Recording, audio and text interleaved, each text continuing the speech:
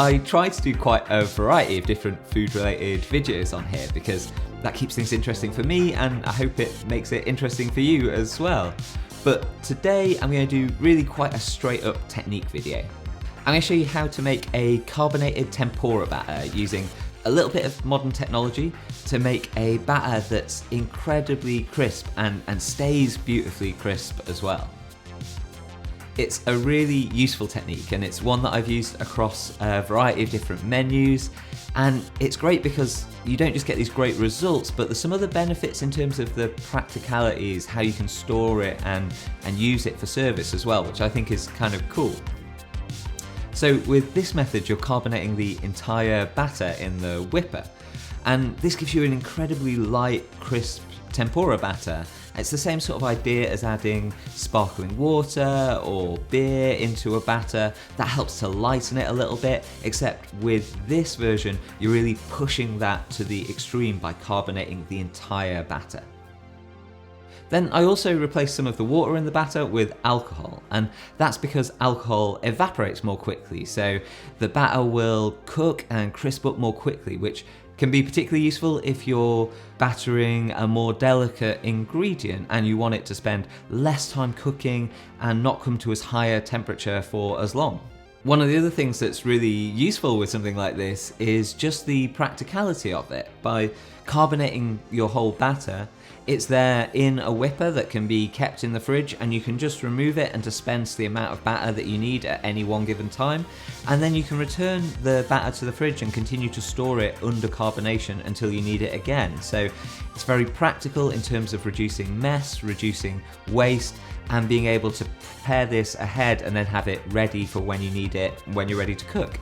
And then lastly, I add a small amount of this optional ingredient, Easywhip, which is going to help your batter to stay crisp for longer. And it also helps to stop oil penetrating through the batter to the ingredient inside. So this helps to give you, again, a really nice light, crisp batter, but it also stops it from getting oily, and it kind of protects whatever you're cooking inside the batter as it cooks. So the other thing that's great with this method is just how easy it is to prepare. So we're going to place all of our ingredients in a blender. So we've got water, our vodka, plain flour, a little bit of that Easywhip that I mentioned before, and then a little salt for seasoning. I'm going to blend these together, and then I'm going to strain them through a nice fine sieve or a chinois. And then that strained batter can go straight into an ISI whipper. I'll seal that up, and then I'm going to charge that with a CO2 or a soda charger, and that's going to carbonate my entire batter.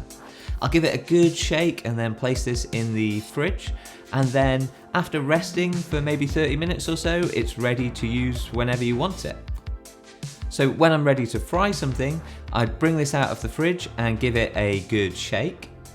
And then I can dip my item that I'm cooking into a little flour first, if that's what I want to do, and dispense a little bit of my carbonated batter straight into a bowl.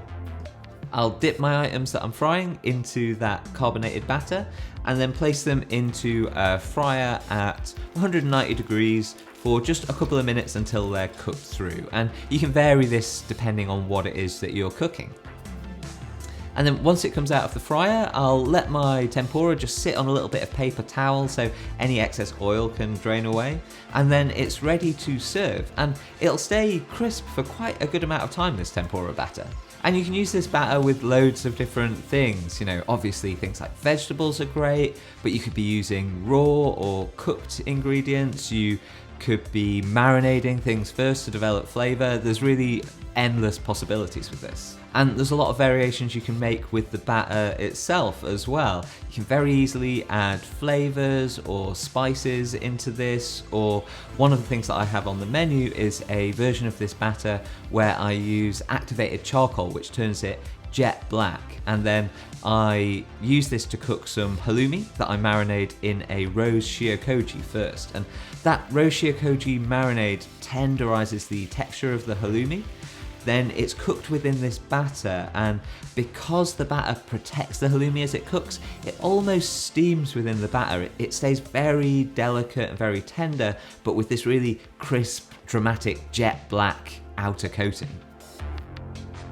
That charcoal battered halloumi is served with rhubarb molasses, which is a rhubarb reduction that I make using the Rotor app, and I've done a video about that if you want to see a little bit more about how I go through that process. And I've also done a video about how I make koji and shio koji if you're interested in that, and the particular marinade that I use for this halloumi. And so that's it. That's just this really useful, simple carbonated batter. I thought it was a good technique to cover because it's something you don't need an awful lot of equipment to do. The ISI whippers are a really useful thing to have in a professional or in a home kitchen too, I think, because you can use these to carbonate drinks, to make mousses and foams as well, and they're not that expensive for a piece of kitchen equipment that opens up quite a variety of techniques to you. So I hope that you enjoyed the video, and if you did, please give me a like and hit subscribe, and I'll see you again soon.